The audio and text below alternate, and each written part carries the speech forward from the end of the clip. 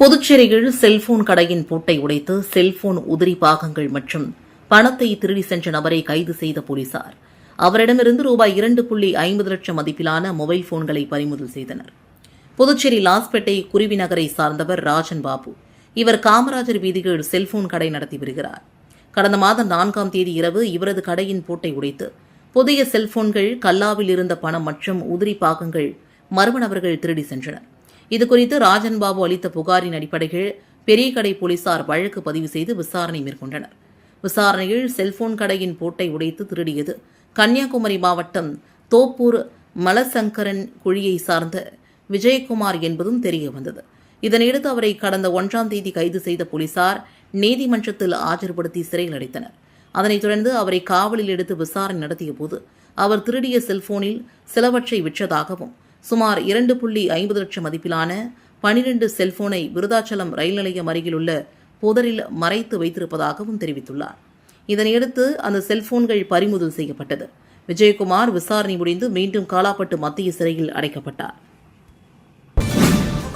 புதுச்சேரியில் தேர்தலை முன்னிட்டு நடத்தப்பட்ட ரோந்தில் விதிமீறி வைத்திருந்த 144 லிட்டர் மதுபானம் பறிமுதல் செய்யப்பட்டது. இதன் மதிப்பு ரூபாய் 35,000. கடந்த ஒரே வாரத்தில் ரூபாய் 2 லட்சம் மதிப்பிலான மதுபானங்கள் கைப்பற்றப்பட்டதாக அதிகாரிகள் தெரிவித்திருக்கிறார்கள். புதுச்சேரி சட்டமன்ற தேர்தல் அறிவிக்கப்பட்டதையொட்டி கலால்துறை சார்பில் கண்காணிப்பு தீவிரப்படுத்தப்பட்டுள்ளது. கலால்துறை ஆணையர் விக்ரந்த் ராஜா மற்றும் துணை ஆணையர் மேத்யூ பிரான்சிஸ் ஆகியோரின் உத்தரவின் பேரில் தாசில்தார் ராஜேஷ் கண்ணா தலைமையில் நேற்று ரோந்து பணிகள் மேற்கொள்ளப்பட்டன. அப்போது விதிகளை மீறி சேமித்து வைக்கப்பட்டதும் கள்ளத்தனமாக கடத்தப்பட்டதும் ஆகிய சுமார் 144 லிட்டர் மதுபானங்கள் பறிமுதல் செய்யப்பட்டன. இதன் மதிப்பு சுமார் ரூபாய் 35,000 என்று அதிகாரிகள் தெரிவித்தனர். மேலும் சம்பந்தப்பட்டவர்களுக்கு எதிராக கலால்துறை விதிகளின்படி நடவடிக்கை எடுக்கப்பட்டுள்ளது. கடந்த ஒரு வாரத்தில் மட்டும் சுமார் ரூபாய் 2 லட்சம் மதிப்பிலான மதுபானங்கள் பறிமுதல் செய்யப்பட்டு நடவடிக்கை எடுக்கப்பட்டுள்ளதாகவும் அதிகாரிகள் தெரிவித்தனர். புதுச்சேரியில் சட்டமன்ற தேர்தலையொட்டி அதிரடி காட்டும் தேர்தல் பறக்கும் படையினர் வாக்காளர்களுக்கு கொடுப்பதற்காக அண்டை மாநிலங்களிலிருந்து வாகனங்கள் மூலமாக பணம் மற்றும் பரிசு பொருட்கள் கொண்டுவரப்படுவதை தடுக்கும் வகையில் தேர்தல் பறக்கும் படையினர் துணை ராணுவத்துடன் இணைந்து தொடர் வாகன சோதனையில் ஈடுபட்டு வருகின்றனர். புதுச்சேரியில் மாநில சட்டசபை தேர்தலுக்கான ஓட்டுப்பதிவு வருகின்ற 9ஆம் தேதி நடைபெறவுள்ளது. இதற்கான அறிவிப்பு நேற்று முன்தினம் தேர்தல் ஆணையம் அறிவித்ததையொட்டி தேர்தல் நடத்தை விதிகள் உடனடியாக அமலுக்கு வந்தது. அதன்படி சட்டமன்ற தேர்தலை முன்னிட்டு வாக்காளர்களுக்கு பணப்பட்டுவாடா, பரிசு பொருட்கள் விநியோகம் உள்ளிட்டவற்றை தடுக்க புதுச்சேரி எல்லைப் பகுதிகளில் சோதனை சாவடிகள் அமைக்கப்பட்டு தேர்தல் பறக்கும் படையினர் துணை ராணுவம் மற்றும் உள்ளூர் போலீசாருடன் இணைந்து தீவிர வாகன சோதனைகளில் ஈடுபட்டு வருகின்றனர். மேலும் நகரம் மற்றும் கிராம பகுதிகளில் சோதனையானது தொடர்ந்து நடைபெற்று வருகிறது. அதன்படி தமிழகம் புதுச்சேரி எல்லையான கருவாடிக்குப்பம் ECR சாலையில் அமைக்கப்பட்டுள்ள சோதனை சாவடியில் தேர்தல் பறக்கும் படையினர் துணை ராணுவத்தோடு இணைந்து வெளிமாநில வாகனங்களில் பணம் மற்றும் பரிசு பொருட்கள் கொண்டுவரப்படுகிறதா என்று தீவிர சோதனை மேற்கொண்டனர். அதேபோல நகர பகுதியான SV பட்டேல் சாலை, மிஷன் வீதி பகுதிகளிலும் தொடர் சோதனையானது நடைபெற்றது. புதுச்சேரியில் கட்டிட வேலைக்கு சென்ற கூலி தொழிலாளி மர்மமான முறைகள் உயிரிழந்த நிலையில் அவரது உடலை வாங்க மறுத்து உறவினர்கள் பெரிய கடை காவல் நிலையத்தை முற்றுகையிட்டு போராட்டத்தில் ஈடுபட்டதால் பரபரப்பு ஏற்பட்டது. புதுவை காராமணிக்குப்பம் நல்லாண்ட மேஸ்திரி வீதியை சார்ந்தவர் மதுரை மோகன். இவரது மகன் பிரகதீஸ்வரன் என்கின்ற பிரவீன்குமார், வயது 42, கூலி தொழிலாளி. கட்டிட வேலை உட்பட கிடைக்கும் கூலி வேலைகளை எல்லாம் செய்து வந்துள்ளார். இதனிடையே கடந்த 14ஆம் தேதி இவரது வீட்டிற்கு வந்த மேஸ்திரி முருகன் என்பவர் அவரை அவசர வேலை இருப்பதாகவும் வந்து செய்து கொடுத்துவிட்டு செல்லுமாறும் கூறி அழைத்து சென்றுள்ளார்.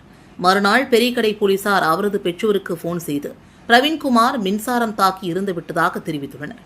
இதனால் அதிர்ச்சியடைந்த குடும்பத்தினர் புதுவை அரசு மருத்துவமனை விரைந்து சென்றுள்ளனர். அப்போது அவரது தலை மற்றும் உடலின் பல்வேறு பகுதிகளில் காயம் இருந்துள்ளதாக கூறப்படுகிறது. இதனால் அதிர்ச்சியடைந்த குடும்பத்தினர் தனது மகனின் மரணத்தில் சந்தேகம் இருப்பதாக தெரிவித்துள்ளனர்.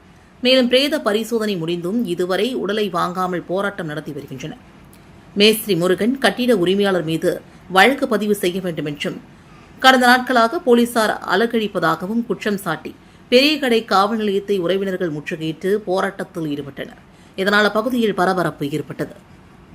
புதுச்சேரியில் NR காங்கிரஸ் தமிழக வெற்றிக் கழகம் இடையே கூட்டணி பேச்சுவார்த்தை தொடங்கியுள்ளதாக தகவல்கள் வெளியாகியுள்ளன. புதுச்சேரியில் தற்போது என்ஆர் காங்கிரஸ் தலைமையிலான தேசிய ஜனநாயக கூட்டணி ஆட்சி நடைபெற்று வருகின்றன. வருகின்ற சட்டப்பேரவைத் தேர்தலிலும் என்ஆர் காங்கிரஸ் பாஜக கூட்டணி தொடரும் என்று எதிர்பார்க்கப்பட்டது. இரு கட்சிகளின் தலைவர்களிடையே கடந்த வாரம் தொகுதி பங்கீடு பேச்சுவார்த்தை நடைபெற்ற நிலையில் உடன்பாடு எட்டப்படவில்லை. புதுச்சேரிக்கு மாநில அந்தஸ்திற்கான உறுதிமொழியை வழங்க வேண்டும் உள்ளிட்ட முக்கிய நிபந்தனைகளை பாஜக தலைமைக்கு என்ஆர் காங்கிரஸ் தலைவர் ரங்கசாமி முன்வைத்துள்ளார். இதனால் புதுச்சேரி தனியார் விடுதியில் இன்று காலை நடைபெறவிருந்த கூட்டணி பேச்சுவார்த்தையை ரங்கசாமி புறக்கணித்துள்ளார். சுமார் 2 மணி நேரம் காத்திருந்த புதுச்சேரி பாஜக தேர்தல் பொறுப்பாளரும் மத்திய அமைச்சருமான மன்சுக் மண்டாவியா புறப்பட்டு சென்றார்.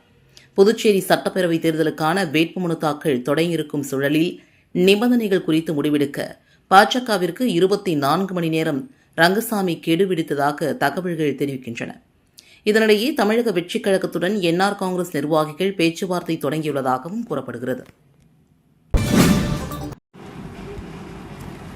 காரைக்காலில் பெட்ரோல் பங்க் மற்றும் கேஸ் குடோன் இடையே சாலையில் சென்று கொண்டிருந்த கார் திடீரென பற்றி எரிந்ததால் பரபரப்பு ஏற்பட்டது. காரைக்கால் கோட்டுச்சேரி பகுதியை சார்ந்த மணிகண்டன் என்பவர் அவரது குடும்பத்துடன் காரைக்காலிலிருந்து காமராஜர் சாலை வழியாக கோட்டுச்சேரி சென்று கொண்டிருந்தார்.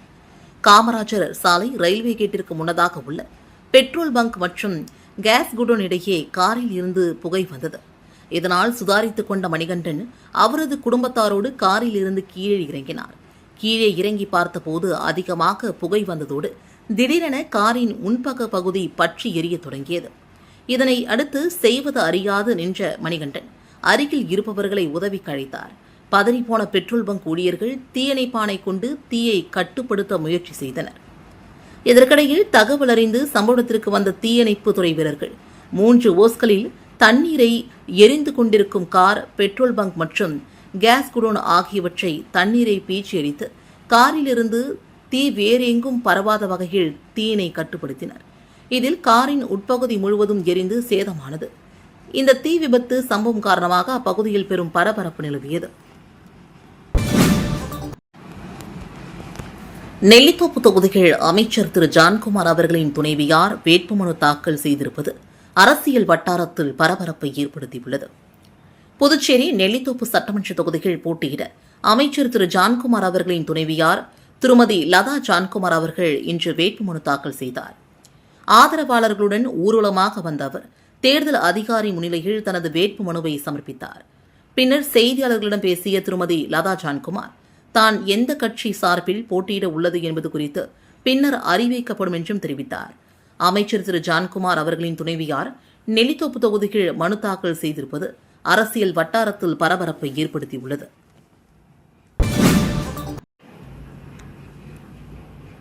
புதுச்சேரியில் பிரிட்டிஷ் குடியுரிமை பெற்ற லண்டன், பிரான்ஸ் நாட்டை சார்ந்தவர்களிடமிருந்து இந்திய ரூபாய் 5 லட்சம் மற்றும் வெளிநாட்டு பணம் 6.50 லட்சம் என மொத்தமாக 11.50 லட்சம் பணத்தை தேர்தல் பறக்கும் படையினர் அதிரடியாக பறிமுதல் செய்தனர்.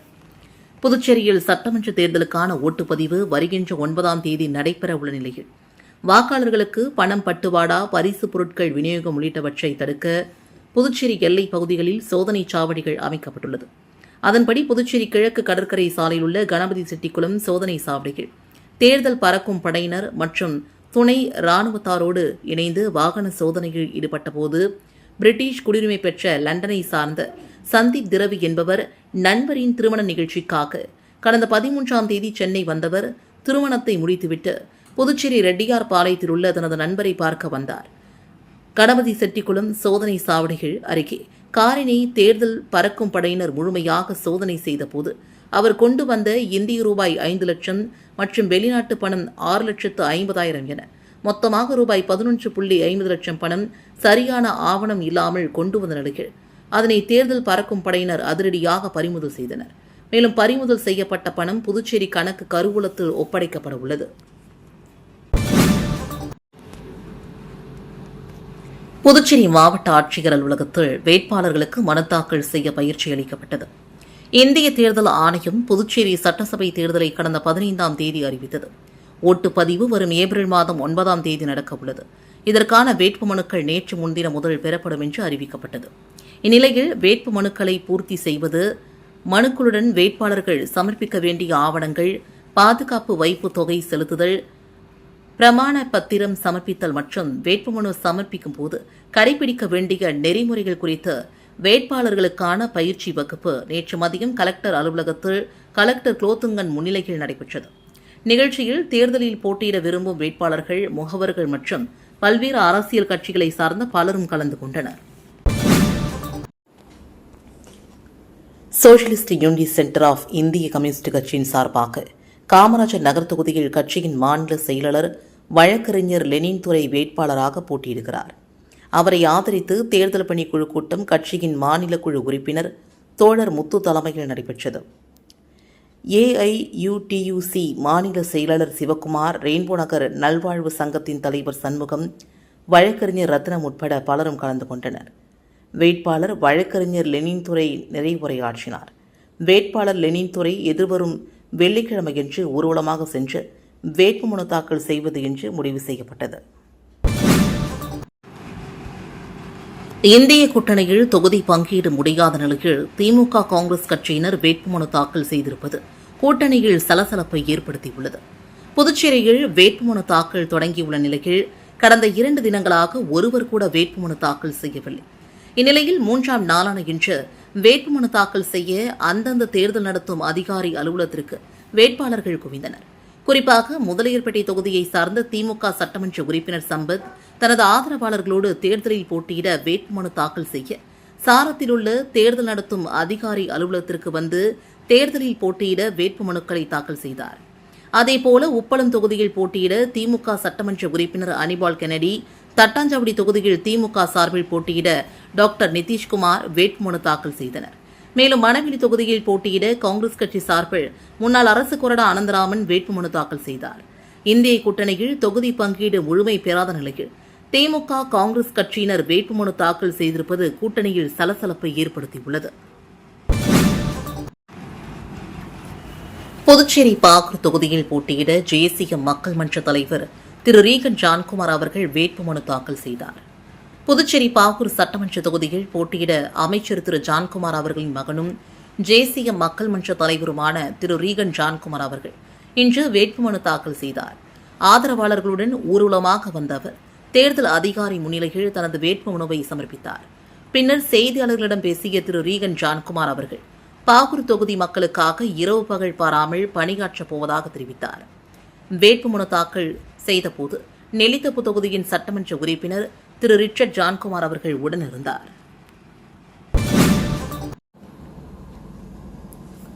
சொல் அல்ல செயல். காமராஜர் நகர் தொகுதியில் உடனுக்குடன் தீர்வு கண்ட ஜோஸ் சார்லஸ் மார்டின். லட்சிய ஜனநாயக கட்சியின் தலைவர் ஜோஸ் சார்லஸ் மார்டின் அவர்களின் தாரக மந்திரமான சொல் அல்ல செயல் என்ற கொள்கையை நனவாக்கும் வகையில் காமராஜர் நகர் சட்டமன்ற தொகுதிக்குட்பட்ட பொறையார்குளம் பகுதியில் அவர் தீவிர தேர்தல் பிரச்சாரம் மேற்கொண்டார். முன்னதாக அப்பகுதியில் அமைந்துள்ள ஸ்ரீ பொறையாத்தம்மன் ஆலயத்தில் நடைபெற்ற சிறப்பு பூஜையில் கலந்து கொண்டு சுவாமி தரிசனம் செய்தார். தொடர்ந்து வெங்கடேஸ்வரா நகர் மற்றும் பாலாஜி நகர் பகுதியில் வீடுதோறும் சென்று லட்சிய ஜனநாயக கட்சிக்கு வாக்குகள் சேகரித்தார்.